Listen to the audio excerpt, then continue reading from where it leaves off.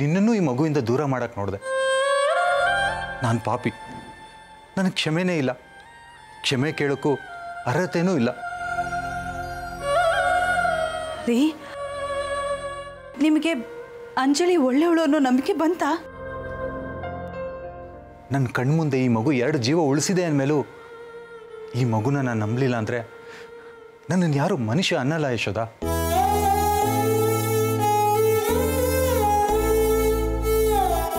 ರಾಗಿಣಿ ದ್ವೇಷ ನಿನ್ನನ್ನು ಬಲಿ ತಗೋತಿತ್ತು, ಅವಳು ಕೇಳು ಅವಳನ್ನೇ ಸುಟ್ಟಾಗ್ತಿತ್ತು.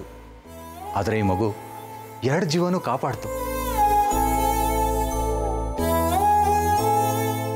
ನೀನೇನೋ ಈ ಮಗುಗೆ ಅಮ್ಮನ ಪ್ರೀತಿ ಕೊಟ್ಟಿದ್ದೆ, ನಿನ್ನನ್ನು ಕಾಪಾಡಿದ್ದು ನನಗೆ ಆಶ್ಚರ್ಯ ಅನ್ನಿಸ್ಲಿಲ್ಲ. ಆದರೆ ರಾಗಿಣಿ ಈ ಮಗುನ ನಿರಂತರವಾಗಿ ದ್ವೇಷಿಸ್ತಾ ಬಂದಿದ್ಲು. ಈ ಮಗು ನಾಶಕ್ಕೆ ಮಾಡಬಾರ್ದ ಕೆಲಸ ಎಲ್ಲ ಮಾಡಿದ್ಲು. ಆದರೂ ಈ ಮಗು ಅದನ್ನೆಲ್ಲ ಮರೆತು ಅವಳ ಜೀವನ ಕಾಪಾಡಿ ಮಾನವೀಯತೆನ ಮೆರೀತು. ಈ ಗುಣ ಇದನ್ನ ದೇವರ ಸ್ಥಾನದಲ್ಲಿ ನಿಲ್ಲಿಸ್ಬಿಡ್ತು ಯಶೋದ. ಮಾನವತೆಯಿಂದ ದೈವತ್ವಕ್ಕೆ ಹೋಗೋದು ಅಂದರೆ ಇದೇ ನೋಡು.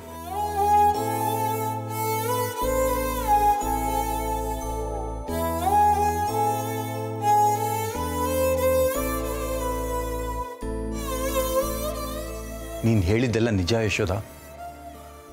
ಈ ಮಗು ನಮಗೆ ಸುಖ ನೆಮ್ಮದಿ ತಂದುಕೊಡ್ತು, ಕಿಶೋರ್ನೂ ನಮಗೆ ತಂದುಕೊಡ್ತು. ಈಗ ನಮ್ಮದೇ ರಕ್ತ ಹಂಚ್ಕೊಂಡು ಒಂದು ಮಗು ಬರ್ತಿದೆ. ಇದಕ್ಕಿಂತ ಜೀವನದಲ್ಲಿ ಇನ್ನೇನು ಬೇಕು ಯಶೋದ? ಯಶೋದ, ದಯವಿಟ್ಟು ನನ್ನನ್ನು ಕ್ಷಮಿಸ್ಬಿಡು.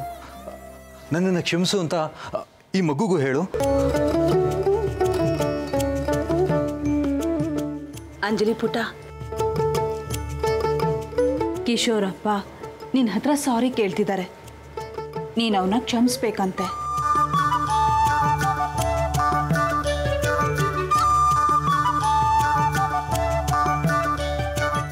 ಅಮ್ಮ, ಅವರು ದೊಡ್ಡವರು, ಸಾರಿ ಕೇಳೋಂಗಿಲ್ಲ. ಲಡ್ಡು ದೊಡ್ಡಪ್ಪನು ಹೀಗೆ ನನಗೆ ಸಾರಿ ಕೇಳ್ತಿದ್ರು. ಅಮ್ಮ, ಸಾರಿ ಕೇಳ್ಬೇಡಿ ಅಂತ ಹೇಳಮ್ಮ, ನನಗೇನು ಬೇಜಾರಾಗಲ್ಲ.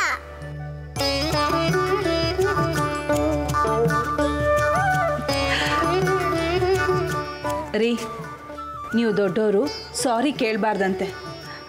ಅಂಜಲಿ ಪುಟ್ಟಗೆ ನಿಮ್ಮ ಮೇಲೆ ಬೇಜಾರಿಲ್ವಂತೆ. ಪುಟ್ಟ ಮಗು ಆದರೂ ಇದ್ರ ಮನಸ್ಸು ತುಂಬ ದೊಡ್ಡದು ಯಶೋದ. ಈ ಮಗುನ ಒಂದೇ ಒಂದ್ಸಲ ನೋಡಬೇಕು ಅಂತ ಆಸೆ.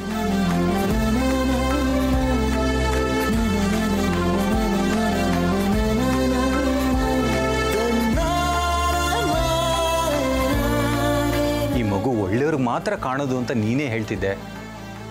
ಆ ದೇವ್ರ ದೃಷ್ಟಿಲಿ ಖಂಡಿತವಾಗ್ಲೂ ಈ ಮಗುಗೆ ನಾನು ಒಳ್ಳೆ ಕೆಲಸ ಮಾಡಿಲ್ಲ, ಒಳ್ಳೆ ಭಾವನೆನೂ ಇರಲಿಲ್ಲ. ಹಾಗಾಗಿ ಈ ಮಗುನ ನೋಡೋ ಅದೃಷ್ಟ ಖಂಡಿತವಾಗ್ಲೂ ನನಗಿಲ್ಲ ಅಂತ ಚೆನ್ನಾಗಿ ಗೊತ್ತು. ಅಟ್ಲೀಸ್ಟ್ ಒಂದೇ ಒಂದು ಸಲ ಈ ಮಗುನ ಮುದ್ದಾಡಬೇಕು ಅನ್ನೋ ಆಸೆ. ಯಶೋದ, ಆ ಮಗುನ ನನ್ನ ಹತ್ರ ಬರಕ್ಕೆ ಹೇಳು.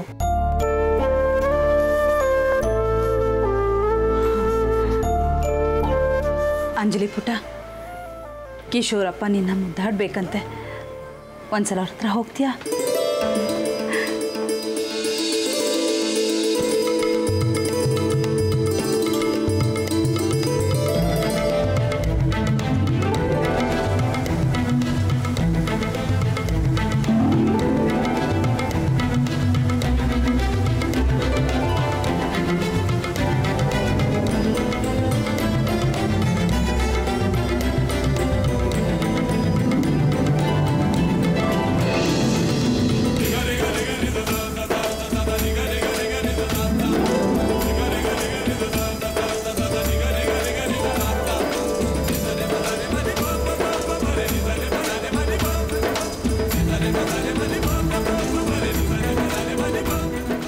ಅಂಜಲಿ ಪುಟ್ಟ, I am sorry.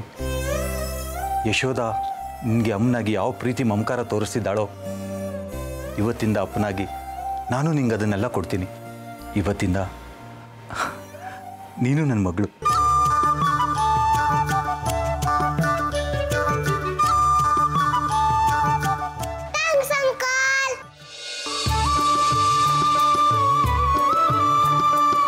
na na na na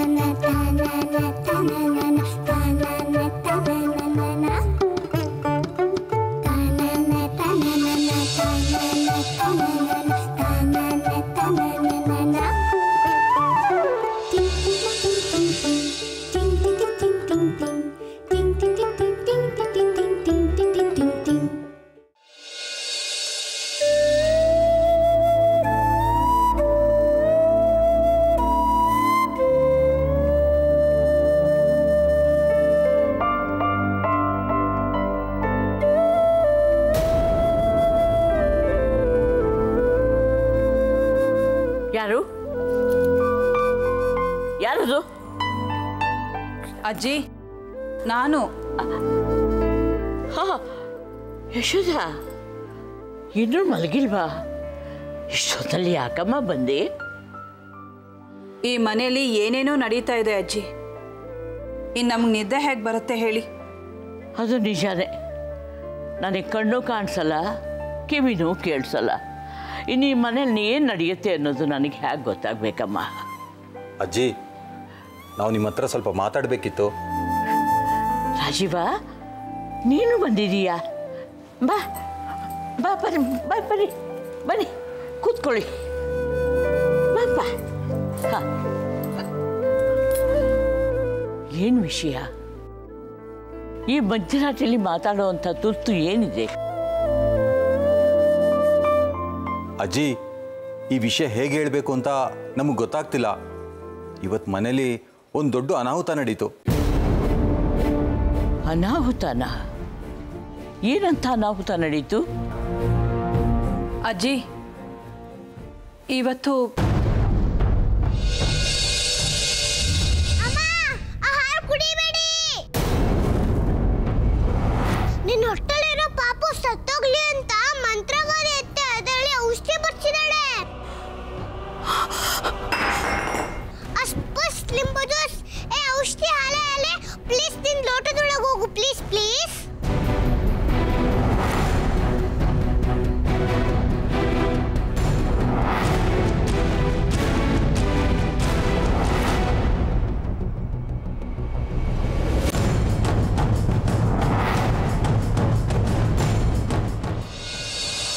ಅಂಜಲಿನೇ ಕಾಪಾಡಿದ್ದು. ಅಯ್ಯೋ ಭಗವಂತ, ಆ ಪಾಪಿ ನಿನ್ನ ಹೊಟ್ಟೆಲಿರೋ ಮಗುನ ಸಾಯಿಸೋಕೆ ನೋಡಿಲ್ಲ. ಅವಳಿಗೆ ದೇವರು ಸರಿಯಾದ ಶಿಕ್ಷೆ ಕೊಟ್ಟಿದ್ದ. ಆ ರಾಗಿಣಿ ಬೆಂಕಿಲಿ ಸುಟ್ಟು ಭಸ್ಮ ಆಗ್ಬಿಡ್ಬೇಕಾಗಿತ್ತು. ನನ್ನ ಬಂಗಾರಿ ಯಾಕೆ ಅವಳನ್ನ ಕಾಪಾಡಕ್ಕೆ ಹೋದ್ಲು? ಆ ಮಗು ಸ್ವಭಾವನೇ ಹಾಗೆ ಅಜ್ಜಿ. ಅವಳು ಯಾರಿಗೂ ಕೆಟ್ಟದನ್ನ ಬಯಸೋದಿಲ್ಲ. ತನ್ನ ಕಣ್ಣು ಮುಂದೆ ಕೆಟ್ಟದ್ದು ನಡೀತಾ ಇದ್ರೆ ಅದನ್ನ ನೋಡ್ಕೊಂಡು ಸುಮ್ಮನೆ ಇರೋದಕ್ಕೂ ಅವಳು ಇಷ್ಟಪಡೋದಿಲ್ಲ. ಇವತ್ತು ಅಂಜಲಿ ಕಾಪಾಡದೆ ಹೋಗಿದ್ದಿದ್ರೆ ನೀವು ಹೇಳ್ದಾಗೆ ರಾಗಿಣಿ ಸುಟ್ಟು ಭಸ್ಮ ಆಗ್ತಿದ್ಲು. ಹಾಗೆ ಆಗ್ಬೇಕಾಗಿತ್ತು. ಅವಳು ಮಾಡಿರೋ ಪಾಪಗಳಿಗೆ ತಕ್ಕ ಶಿಕ್ಷೆ ಆಗ್ತಿತ್ತು. ಇನ್ನು ಎಷ್ಟು ಜನರ ಪ್ರಾಣ ತಿಂತಾಳೋ ಏನೋ. ಇಲ್ಲ ಅಜ್ಜಿ, ರಾಗಿಣಿ ಈ ಸಲ ನಿಜವಾಗ್ಲೂ ಪಶ್ಚಾತ್ತಾಪ ಪಡ್ತಿದ್ದಾಳೆ.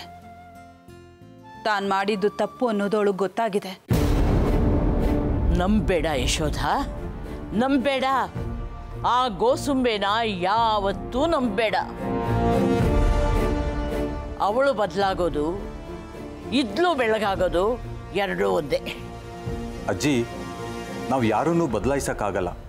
ಅವ್ರು ಬದಲಾಗ್ಲಿ ಅಂತ ಕಾಯ್ತಾ ಕೂತ್ಕೊಂಡಿರೋಕ್ಕೂ ಆಗಲ್ಲ.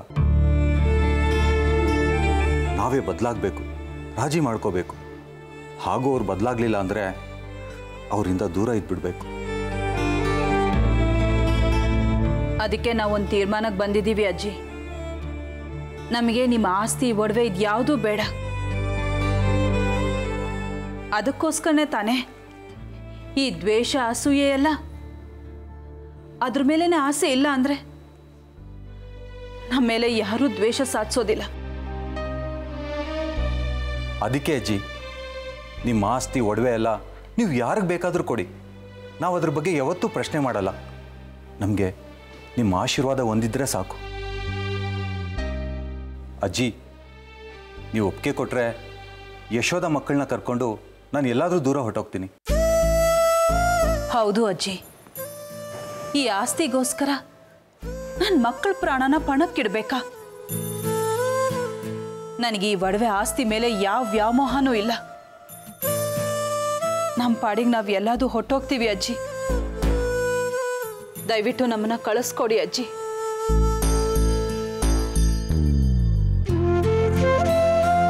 ನಾನಿವಾಗೇನು ಹೇಳುತ್ತಿಲ್ಲ. ನನಗೆ ಸ್ವಲ್ಪ ಕಾಲಾವಕಾಶ ಬೇಕು. ನನ್ನ ನಿರ್ಧಾರ ಬೆಳಗ್ಗೆ ತಿಳಿಸ್ತೀನಿ. ಎಲ್ಲರನ್ನೂ ಕರೀರಿ. ಎಲ್ಲರ ಮುಂದೆ ತೀರ್ಮಾನ ಆಗಬೇಕು ಅದು. ಸರಿ ಅಜ್ಜಿ, ಹಾಗೆ ಮಾಡಿ. ಈಗ ನೀವು ಮಲ್ಕೊಳ್ಳಿ, ನಾವು ಹೊರಡ್ತೀವಿ. ನಿಧಾನ.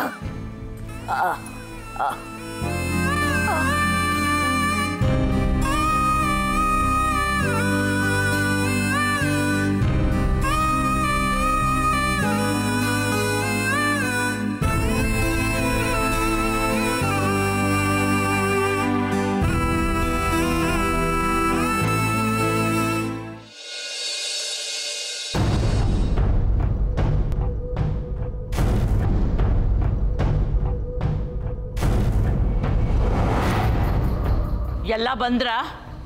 ಹ್ಞೂ ಅಜ್ಜಿ, ಎಲ್ಲ ಬಂದಿದ್ದಾರೆ. ಅಜ್ಜಿ ಎಲ್ಲ ಇದ್ದಾರೆ. ಇವತ್ತು ಬಹುಶಃ ನಾನು ಕರೆದಿರೋ ಸಭೆನೇ ಕೊನೆ ಅನಿಸುತ್ತೆ. ಇನ್ನು ಮುಂದೆ ನಾನು ಸಭೆಗೆ ನಿಮ್ಮನ್ನೆಲ್ಲ ಕರೀಬೇಕಾದ ಅವಶ್ಯಕತೆಯೂ ಇರೋಲ್ಲ. ನೀವು ಕರೆದ್ರೆ ನಾನು ಬರೋದೂ ಇಲ್ಲ.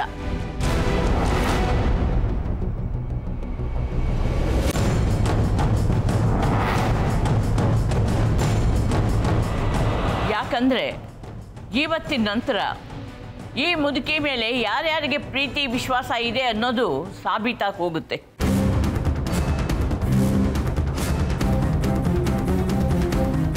ಯಾವ ಆಸ್ತಿ ಒಡವೆನೂ ನಮ್ಮ ಹಿಂದೆ ಬರೋದಿಲ್ಲ. ನಾವು ಎಷ್ಟು ಕೋಟಿ ದುಡಿದ್ರೂ ನಮ್ಮ ಹಿಂದೆ ಬರೋದು ನಾವು ದಾನ ಧರ್ಮ ಮಾಡಿ ಸಂಪಾದನೆ ಮಾಡಿದ ಪುಣ್ಯ ಮಾತ್ರ, ಆಸ್ತಿ ಒಡವೆಗಳಲ್ಲ.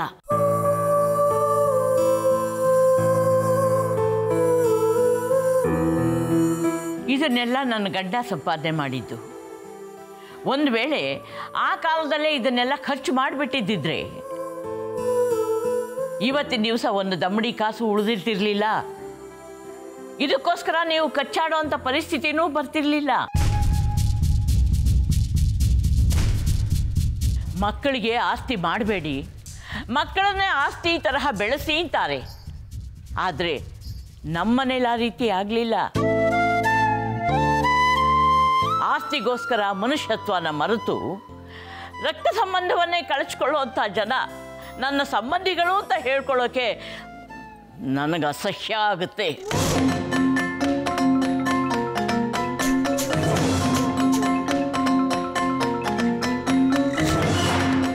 ಎಲ್ಲರೂ ತಮ್ಮ ತಮ್ಮ ಶ್ರಮದ ದುಡಿಮೆಯನ್ನು ನಂಬಿ ಬದುಕಬೇಕು. ಅದು ಬಿಟ್ಟು ಯಾರೋ ಕೂಡಿಟ್ಟಿರೋ ಆಸ್ತಿಗೆ ಕೈ ಚಾಚುವಂಥ ಭಿಕ್ಷುಕನಾಗಬಾರ್ದು.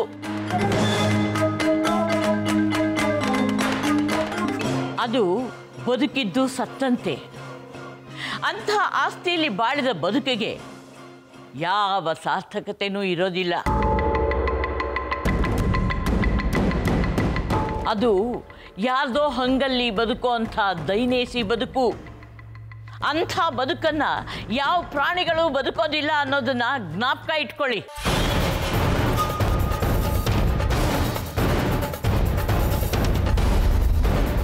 ಇದು ನನ್ನ ಗಂಡನಿಂದ ನನಗೆ ಬಂದಿರೋವಂಥ ಆಸ್ತಿ.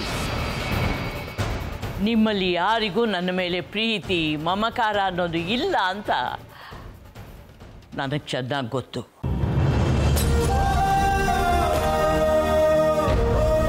ನನ್ನ ಆಸ್ತಿ ಒಡವೆಗೋಸ್ಕರ ನೀವು ನನಗೆ ಒಂದು ತುತ್ತು ಅನ್ನ ಹಾಕ್ತಿದ್ದೀರಿ.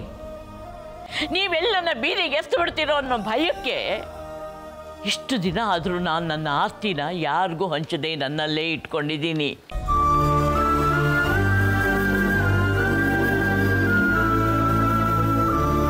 ಇಲ್ಲ ಅಜ್ಜಿ, ನಾನು ಯಾವತ್ತೂ ನಿಮ್ಮನ್ನು ಆ ದೃಷ್ಟಿಯಿಂದ ನೋಡಿಲ್ಲ.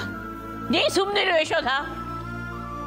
ನಾನು ಯಾರಿಗೆ ಹೇಳ್ತಾ ಇದ್ದೀನಿ ಅನ್ನೋದು ತಪ್ಪು ಮಾಡಿರೋರಿಗೆ ಚೆನ್ನಾಗಿ ಅರ್ಥವಾಗಿರುತ್ತೆ. ಈಗ ನೀವು ನನಗೊಂದು ತುತ್ತು ಅನ್ನ ಹಾಕೋದಿಲ್ಲ ಅನ್ನೋ ಭಯ ಇಲ್ಲ. ಅದರ ಬದಲು ಬೀದಿಗೆ ಎಸೆಯೋದು ಎಷ್ಟೋ ವಾಸಿ. ಆದರೆ ನೀವು ಯಾವನ ಏಜೆಂಟ್ರಾಗಿ ನನ್ನ ಜೀವನೇ ತಿನ್ನೋಕೆ ಹೊರಟಿದ್ದೀರಿ.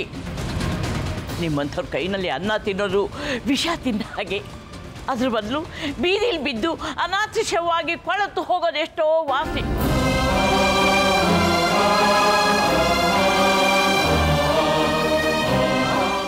ಈ ಆಸ್ತಿ ಒಡವೆ ಈ ಲೌಕಿಕ ಬದುಕು ಯಾವುದರ ಬಗ್ಗೆನೂ ನನಗೆ ವ್ಯಾಮೋಹ ಇಲ್ಲ. ನನ್ನ ವಿವೇಚನೆಗನುಸಾರವಾಗಿ ಎಲ್ಲರಿಗೂ ಹಂಚಿಬಿಡ್ತೀನಿ. ನಾನು ರಾಜೀವನ ಜೊತೆಯಲ್ಲಿರ್ತೀನಿ.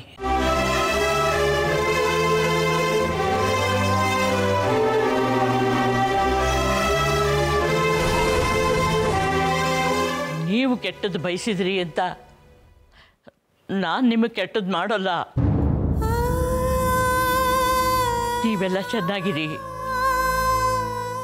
ದೇವರು ನಿಮ್ಮನ್ನು ಚೆನ್ನಾಗಿಟ್ಟಿರಲಿ.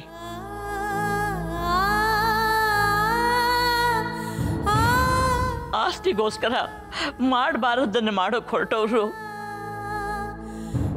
ನಾನು ಸತ್ರು ನನ್ನ ಮುಖ ನೋಡೋಕೆ ಬರೋದು ಬೇಡ.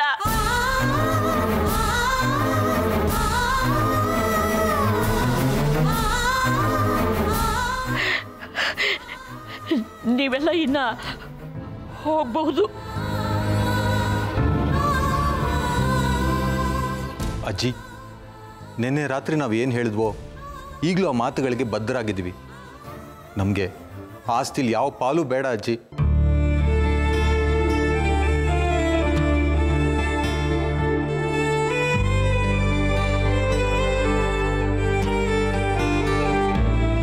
ಅಜ್ಜಿ, ನಮಗೂ ಈ ಆಸ್ತಿಲಿ ಪಾಲು ಬೇಡ ಅಜ್ಜಿ.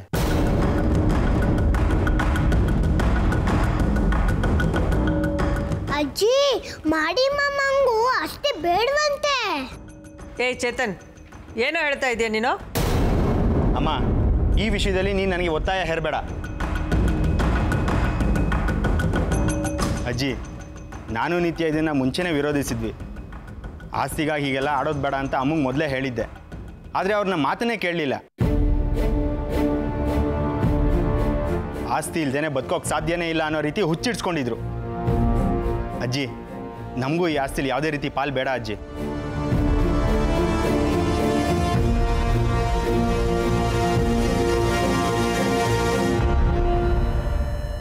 ಅಜ್ಜಿ, ಇವ್ರಿಗೆಲ್ಲ ಬೇಡದೇ ಇರೋ ಆಸ್ತಿ ಆಗಲಿ ಒಡವೆ ಆಗಲಿ ನನಗೂ ಬೇಡ ಅಜ್ಜಿ.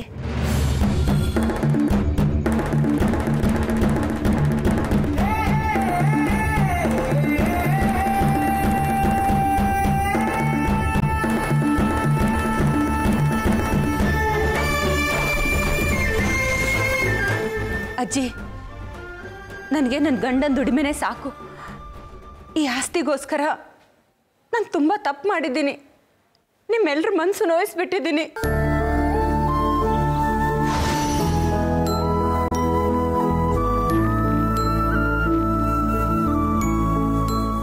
ಈಗ ನನಗೆ ನಾನು ಎಂಥ ತಪ್ಪು ಮಾಡಿದ್ದೀನಿ ಅನ್ನೋದು ಅರ್ಥ ಆಗಿದೆ. ಅದಕ್ಕೆ ಪ್ರಾಯಶ್ಚಿತ ಮಾಡ್ಕೋಬೇಕು ಅಂದರೆ ನಾನು ಈ ಆಸ್ತಿನ ಮುಟ್ಬಾರ್ದು. ಅದನ್ನ ತಗೊಳ್ಳೋ ಯೋಗ್ಯತೆನೂ ನನಗಿಲ್ಲ ಅಜ್ಜಿ.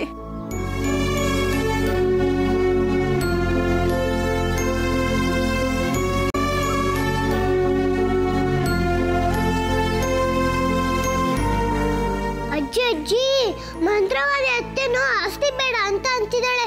ಪಾಪ, ತುಂಬಾ ಇರ್ತಿದ್ದಾರೆ.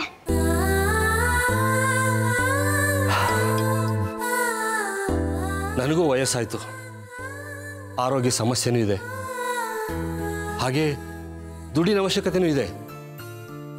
ಆದರೆ ನಿಮ್ಗೆ ಯಾರಿಗೂ ಬೇಡದ ಆಸ್ತಿ ನನಗೂ ಬೇಡ. ಆಸ್ತಿ ತಗೊಂಡು ನಿಮ್ಮೆದುರಿಗೆ ನಾನು ಚಿಕ್ಕವನಾಗೋದು ಬೇಡ.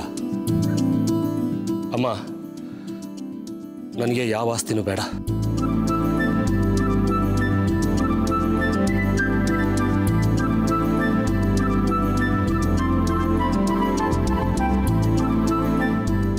ಅಜ್ಜಿ, ಮಾಡಿ ಚಿಕ್ಕಪ್ಪನು ಆಸ್ತಿ ಬೇಡ ಅಂತಿದ್ದಾರೆ. ಲಕ್ಷ್ಮಿ, ನೀನು ಯಾವತ್ತೂ ಆಸ್ತಿಗೆ ಆಸೆ ಪಡೋನಲ್ಲ ಅಂತ ನನಗೆ ಗೊತ್ತು ಕಣೋ.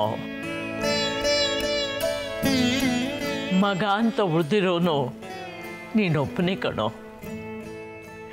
ಈ ಆಸ್ತಿ ಮೇಲೆ ನಿನಗೆ ಸಂಪೂರ್ಣ ಹಕ್ಕಿದೆ.